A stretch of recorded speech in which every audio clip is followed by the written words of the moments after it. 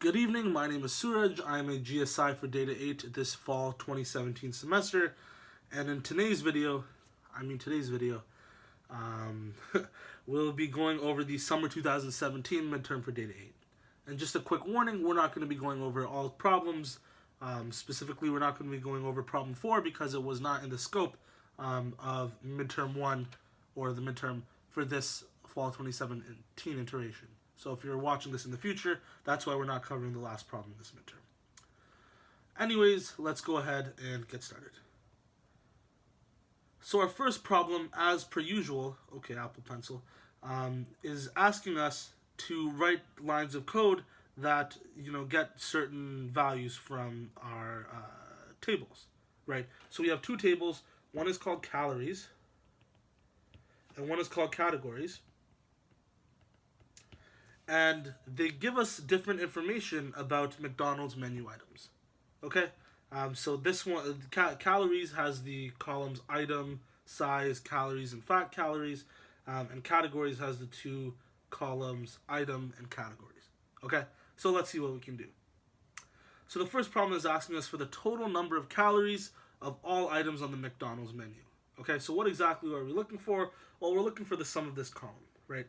We want the sum of all of the calories of all the items that are, sold by McDonald's, right? So how can we access this column? Well, it's simply calories dot column cal. Okay? And if we take the sum of that, we have our answer. Hopefully that's clear. So we can say this is the sum of calories dot column cal. And that gives us what we need. So next we need the average serving size of all items with over 200 calories from fat. Okay? Well, to get this, first we need to filter out all of the rows where the fat cal value is not greater than 200, right? So we only want where it's greater than 200. So we want to get rid of things like this. Goodbye Egg McMuffins, baked apple pies, daily doubles. We only want rows where the fat cal value is greater than 200. And then of those rows, we want the average value of the size column. Okay, so we're going to need to use a dot where statement here. Right?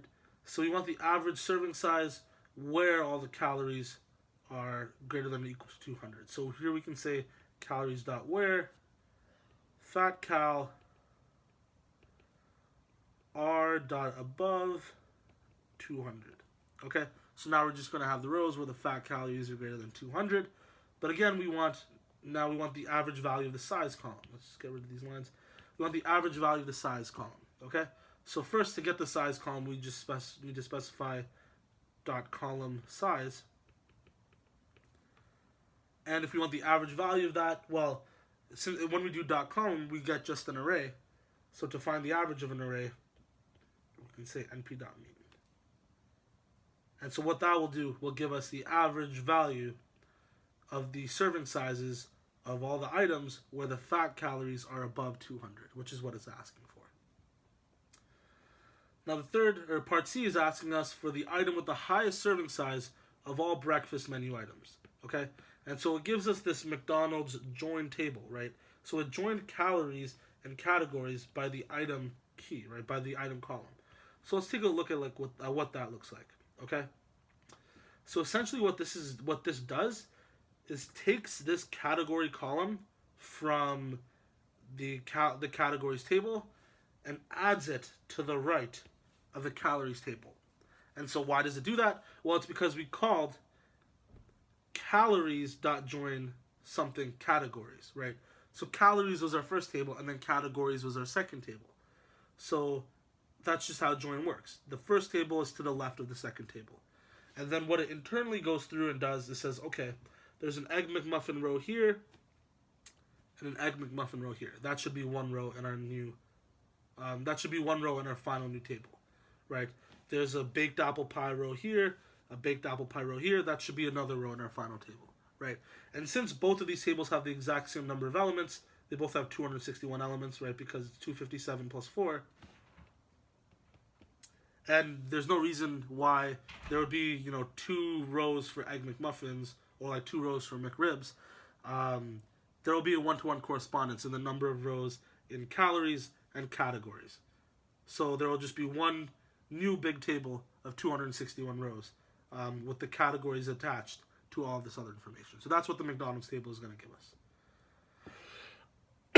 So we want the item with the highest serving size of all breakfast menu items. So first, it probably makes sense to say .where the category is equal to breakfast. Right? Because we want to narrow it down to just breakfast items. And we kind of get that indication because we have this R equal to thing here. Right? So to get that, we can say McDonald's.where category R equal to breakfast. So now we just have the breakfast foods.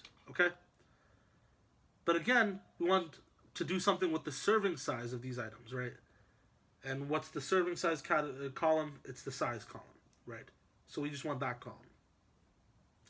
So we can say dot column size. And now again, columns are just stored as arrays. What do we want from these values? Well, we want the highest serving size, right? So essentially, we want the max of this array. So what we can say is np.max. And what that will do, it'll take the max of all of the size, serving size values of all the foods that are breakfast foods, and it'll give us the maximum of those, which is what the question is asking us for. Okay, so now problem 1D is asking us to select which of these 6 expressions evaluates the number of desserts with less than 200 calories, right? Given that we have this simplified table that's called menu. Okay, so we want to figure out which of these expressions evaluates the number of desserts with less than 200 calories. Well, 1 and 2 do. And the reason for that is relatively straightforward. Well, what 1 and 2 are doing is they're taking just the rows where the category is equal to desserts, right? So it's getting rid of these rows, right? Goodbye, McRib. It's getting rid of the rows where the categories are not desserts, right? And then it's also getting rid of the rows where the calories are not below 200, right?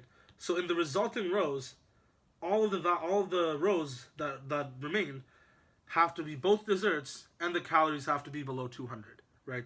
And if we find the number of rows that satisfy that, well, that tells us the number of items that are desserts with less than 200 calories. And so 1 and 2 are the same because it doesn't matter what order you take the where in, right? They're filtering down to the same thing. They both end up filtering down to the number, they both end up filtering down to rows where the calories are below 200 and the categories are desserts, okay? And so the order of the rows may be different, but the number and the rows themselves will be the same, okay? So 1 and 2 actually do work, okay? So 3 and 4 don't work, and the reasoning for that might be a little more subtle, okay? So first, what 3 and 4 are doing, essentially, they're adding a new column to this menus table and calling it below 200, okay?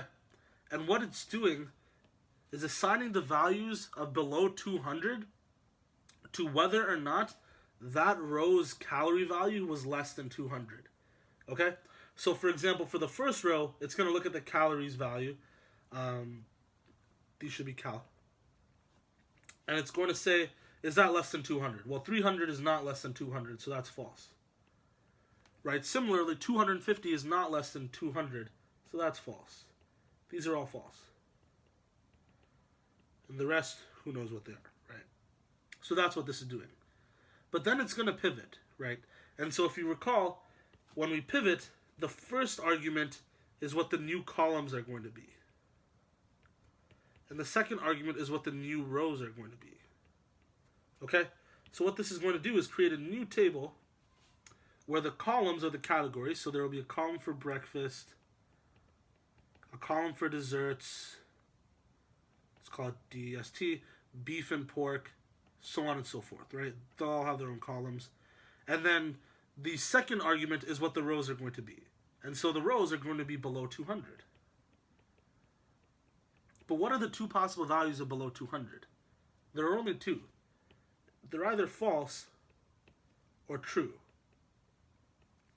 And the reason for that is because the values of below 200 just come from whether or not that row's calorie value is less than 200, right? So if that row's calorie value was less than 200, it's true. Otherwise, it's false. It can't be anything else. And if we find the number of rows of that, well, it's just going to be 2, regardless of what the actual values are, because this table only has 2 rows. So how could .num rows give us the number of menu items that are desserts with less than 200 calories? Additionally, nowhere in this line of code, or in this expression, does it look at desserts, right? So this can't possibly be right. And for the same argument, the fourth one can't also be right? Because up to here, we're looking at the same thing. But now we're saying where below 200 are equal to true. So essentially what this is doing is just taking this row. There's only one row. So if we do .num rows of that, well, it's just going to be 1, regardless of what the actual dessert and calorie situation is. So that also can't be right, because there's only one row. So this is always 2 rows, and here it's always 1 row. So it doesn't really make sense that these would contain the right answer. Okay? And of the last two, well, to show which of them is true and which of them is false, well, let's take a look. We see we have this line .group category, right? And if we group with just a single argument, what that does is it creates a new table with 2 columns, that column and count, and it'll have one occurrence of each of the unique values of that column. So for example, it'll have 1 breakfast, it'll have 1, I don't know, for example, beef and pork, 1 dessert, so on and so forth. And it'll tell us the number of times that those values occurred in this table. So it'll tell us the number of times there were breakfast items, beef and pork items, dessert items, so on and so forth. So that's what menu.group category does. But so the fifth one, you can probably pretty easily tell that it's false, because we're saying of this table, do .where calories are below 200. But that's just not possible, because there are only 2 columns in this table, and they're category and count. So how can we call .calories? You can't. It doesn't make sense. So that one, this just errors. So it can't possibly be true. And so it turns out the 6th one is true. And so why that is because first, it takes .where the calories are below 200, right?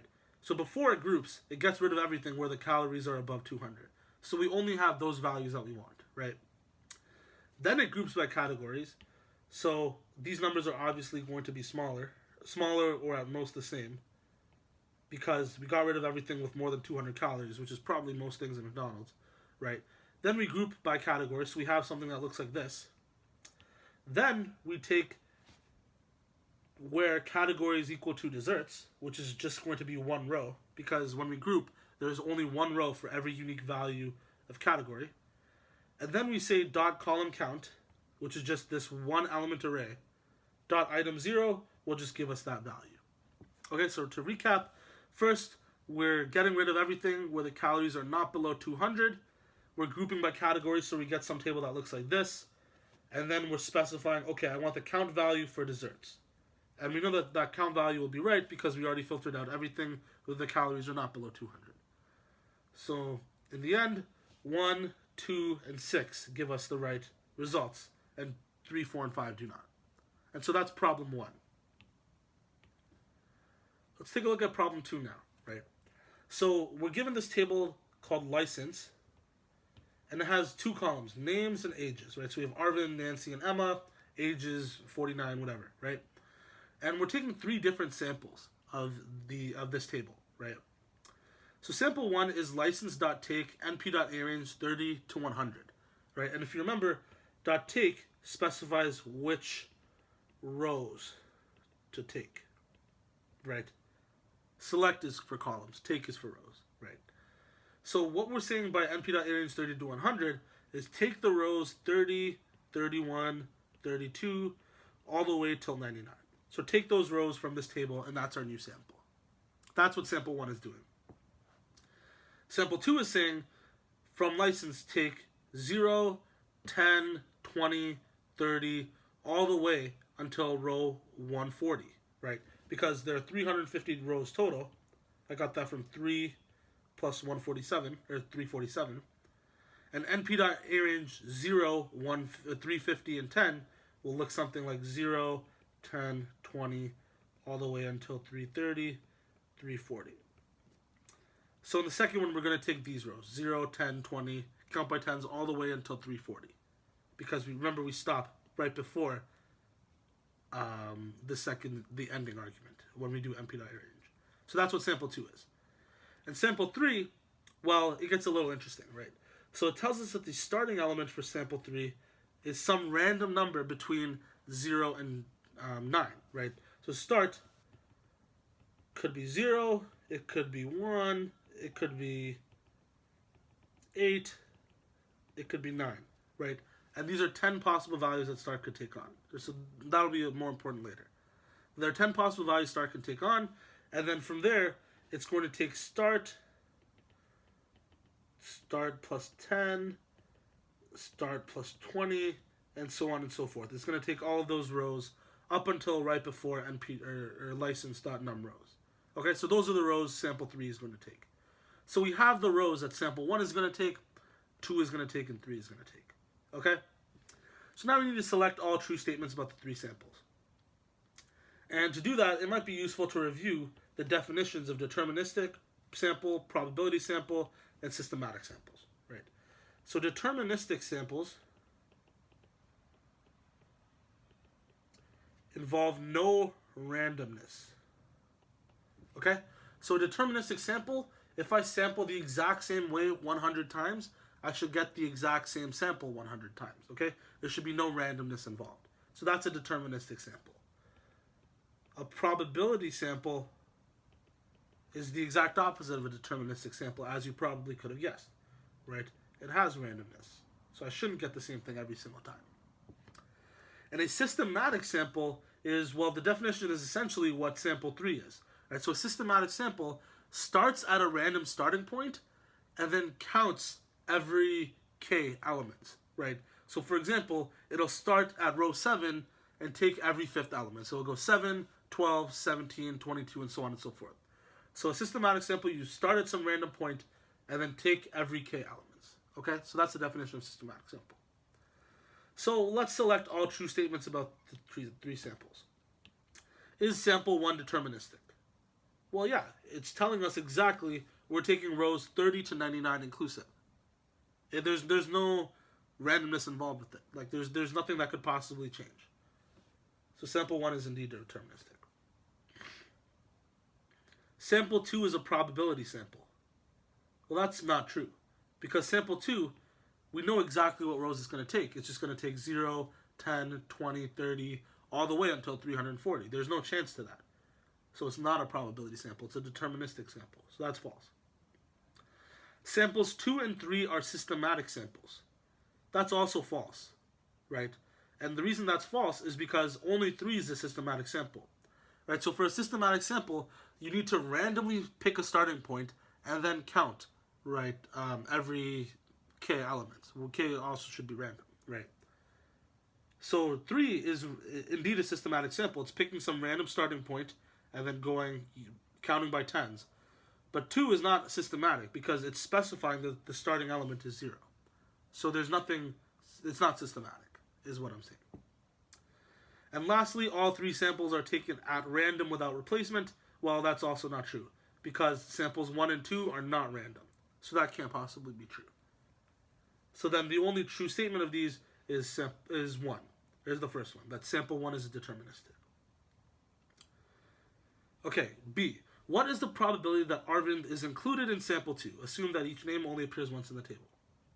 Well, this one is actually 1. And the reason for that is because sample 2, we know exactly which rows it's going to take, right? It's going to take row 0, row 10, row 20, all the way until row 330 and 340. And what's at row 0? Well, it's Arvind. So no matter what, Arvind will always be in sample 2. We actually know exactly what will always be in sample 2 because there's no randomness involved. So that probability is 1. It'll always happen. It's a little more interesting when we talk about the probability that Arvind is included in sample 3. Because remember, sample 3, we pick some random starting point, 0, 1, 2, 3, 4, 5, 6, 7, 8, or 9. So know that there's 10 possibilities, and the only possibility in which Arvind could be included is if start 0, is if start is equal to 0. That's the only case in which Arvind would be included in the sample. Because otherwise, it would count 1, 11, 21, and so on and so forth, or 7, 17, 27, so on and so forth. And Arvind is at spot 0. So if start is anything other than 0, Arvind is not going to be included.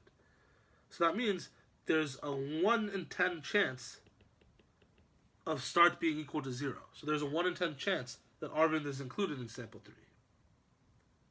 And we assume that each name only appeared once.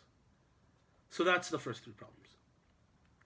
Now, Fred calculates the average age of all the people in sample 1. Select all choices that accurately complete the sentence.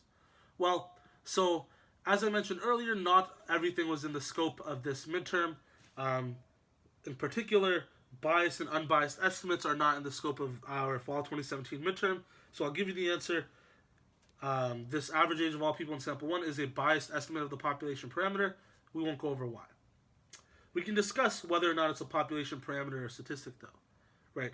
So a population parameter is some fact about the entire population. Right? Whereas a statistic is a fact about a sample. Right?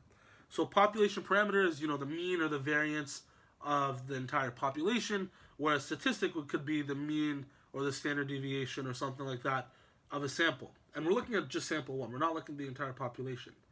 So this is indeed a statistic and not a population parameter. Part E asks us to look at this simulation code and answer a couple questions. Okay? So it looks like he is sampling something 200 times. Each time is grabbing 100 things and is sampling without replacement. Okay? So how many samples did Fred take with this code? Well, it's 200. And that's because he said for I in range 200. And if you need a little refresher on for loops, what for I in np.a range 200 does is it repeats the code under the for loop 200 times, right? So the first time it runs the code with I set to be 0. Then it runs the code with I set to be 1.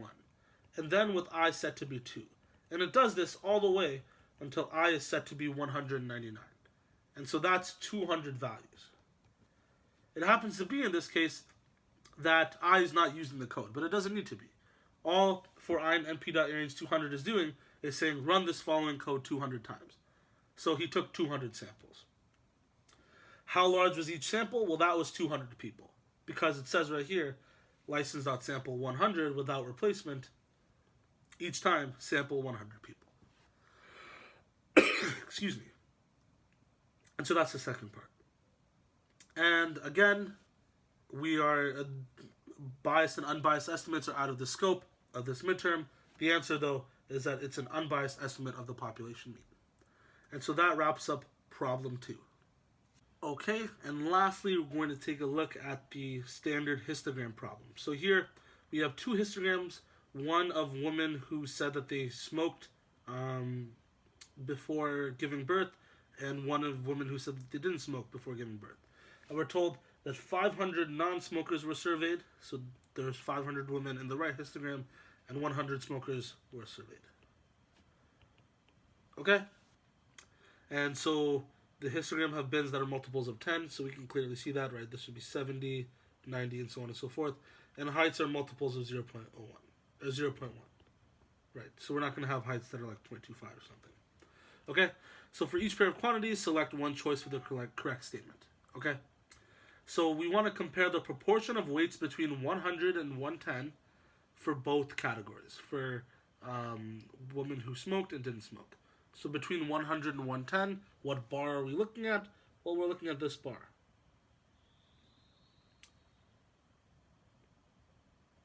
And remember, the proportion in a histogram of a given bin is equal to the area of that bin, right? So the proportion of baby weights that are between 100 and 110 ounces is equal to the area of this bar for smokers and this bar for non-smokers, okay? So all we need to do is compare the two areas of these bars, right? Well, so the area of one, well, so the women who did smoke, well, what's the width? Well, it's 10, and the height, it's about 2.6, okay? So the height, I got 2.6 right there, okay? Whereas the area of the second one, well, the width is the same, it's 10. The height in this case is, we can say like 1.2. And clearly, 1 is greater than 2, right? Well, I should say the area of 1 is greater than the area of 2. Therefore, the answer for this one is that 1 is larger. And this is the kind of justification you'd give. Because 10 times 2.6 is greater than 10 times 1.2. That should be sufficient. In the second problem, now we're comparing the number of newborn weights between 80 and 90 for smokers and non-smokers. Right, so now we're comparing the number. Let's remember that the number of smokers was 100 and the number of non-smokers was 500, okay? So now, to factor in the number here, first we can find the proportion and then multiply the proportions by the numbers of people that existed. So for example, if we find that 25% of women who smoked said that their baby weighed between 80 and 90 ounces, well then 25% of 100 people would have said that that was true, right? That would be the number, right? So 25% of 100 would be the number of people, right? As opposed to the proportion, right? So to find the number, we multiply the proportion by the number of people in that category. So now we're looking between 80 and 90. And so what's that going to look like? Well, here it looks like this bar is at about 0.3 in height. And 80 and 90, well, this one's also about at 0.3. They're at about the same height. Okay? So we know that the area for 1 is 10 times 0.3, but that's also the area for 2. But we're not done, right? So that means the number of smokers in the first category is 10 times 0.3 times 100, because there are only 100 smokers. As compared to in the second category, we have 500 non-smokers. So that means the number of women in the second category is clearly greater than the number of women in the first category. Simply because the other two numbers we're comparing, 10 times 0.3, are the same. So now we're just comparing the 500 and the 100, and of course, 500 is larger than 100. So that gives us that the number of women in the second sample is greater. In the second category is greater. Okay? Now we need to compare the proportion of newborn weights under 100 for smokers versus the proportion of newborn weights above 130 for non-smokers. Okay? So we're looking at under 100 for smokers and above 130 for non-smokers. So let's go ahead and take a look. So again, under 100 for smokers. So under 100, what bars are we going to look at? It's this one, this one, this one, this one. Okay? And over 130, we're going to look at this bar, this bar, this bar, and this bar. So essentially, we're comparing the area of these bars versus the areas of these bars. Okay? And, I mean, you can go through and calculate it. It's pretty clear just by looking at this diagram, since we're looking at proportions and not numbers, that on the right side, that the values are greater. Okay? So that the areas of these, the sum of the areas of these bars is greater. Right? But if that's not enough of an argument, let's go ahead and actually calculate it. Okay? So area for 1 is, well, we know all the widths are the same. The heights, we can say they're about 0.2, 0.1, 0.3, and 1.4. Okay? So what is the sum of the heights here? Well, it's 0.2 plus 0.1, which is 0.3, plus another 0.3, which is 0.6, and 0.6 plus 1.4 is 2. So that means the area of 1 is 10 times 2, which is 20. Okay? And if you're wondering, well, it's 20% per ounce, which means that 20% of the values, or so 20% of the weights were less than 100 for women who did smoke. Okay? And that's where the y-axis units come in. Whereas, again, so all the widths are the same. Here we have a height of 2. Here we can say we have a height of 0.8. And here we have two heights of roughly 0.2. Okay, so we have 0.8 plus 0.2 adds to 1. 1 plus 2 is 3. 3 plus 0.2 is 3.2. So the area of the second group is 10 times 3.2. And of course, 3.2 is greater than 2. So therefore, the proportion of the second group is larger. Okay? And hopefully that's clear. So all we did was compare the areas of these 4 bars here and these 4 bars here. Less than 100 for smokers, greater than 130 for non-smokers. Okay? Lastly, we need to compare the number of newborn weights between 100 and 115 for smokers and between 115 and 130 for non-smokers. And it turns out there's not enough information to do this. And the reason for that is because 115 is not the left or right endpoint of any of these bars, right? So if we take a look at these bars, it goes from 100 to 110 to 120, right? So the 115 would be somewhere in this bar, but we don't know how values are distributed inside of the bar. All of them could be exactly 110 ounces. They could all be exactly 119 ounces. We don't know. Without looking at the actual raw data, we don't know. So there's no conclusions we can make with regards to any of the values that are in between these bins. And similarly, if we're comparing 115 to 130 here, well, 115 will be somewhere in here, and 130 somewhere in here. So 130 would go up this entire second bar, actually. But again, there's no way of calculating how many values are between 115 and 120 because you can't look inside of it you can't look inside of a bar in a histogram. So the answer is D, because you can't tell the distribution inside a bin, right? Because again, for this 110 to 120 bin, they could all have the value 110, they could all have the value 119, they could be evenly distributed. We don't know without looking at the actual values. So we can't conclude anything inside of a bin. Okay, we're not going to cover part 5 of part A of this question because it's simply just not in the solutions.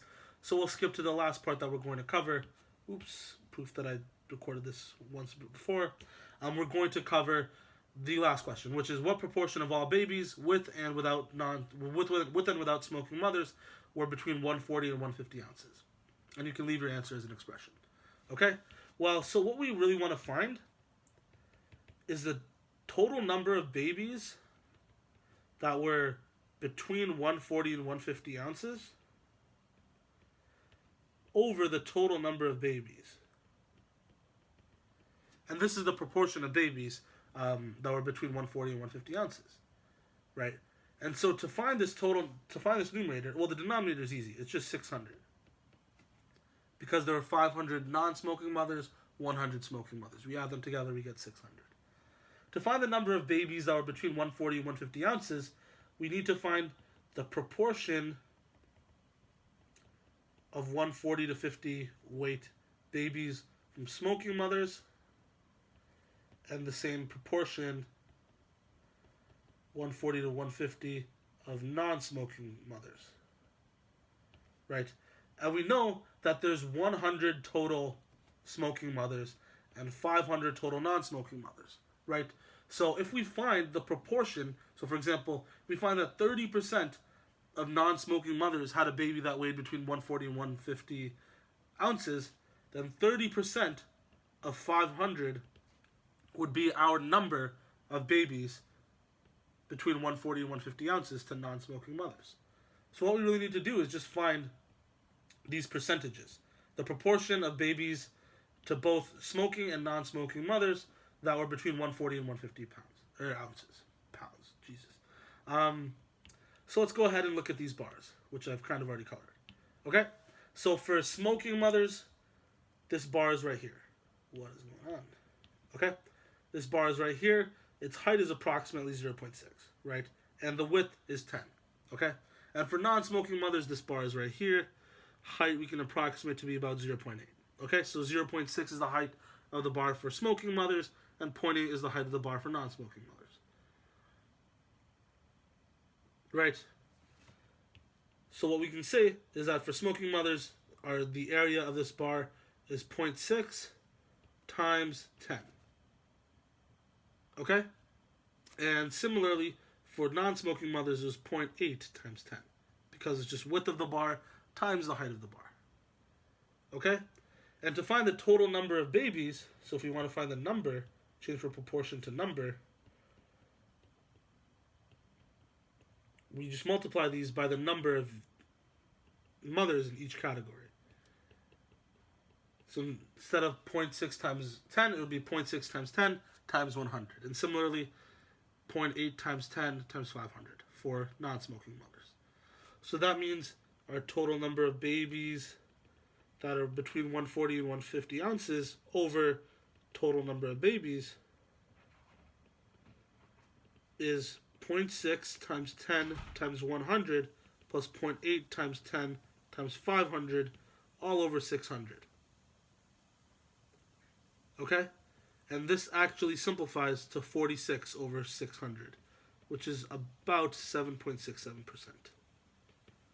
Okay? So what this tells us is that roughly 7.67% of babies were between 140 and 150 ounces at birth. And how we calculated that is we calculated the individual numbers of babies that were between 140 and 150 ounces for smoking mothers and non-smoking mothers. And how we did that was we calculated the proportions of babies that were between 140 and 150 ounces for smoking and non-smoking mothers and multiplied by the number of mothers that were in each of those categories. And that's how we found our final answer. And so with that, that just about wraps up this midterm walkthrough. If you had any questions, feel free to ask on Piazza. Otherwise, good luck on your midterm.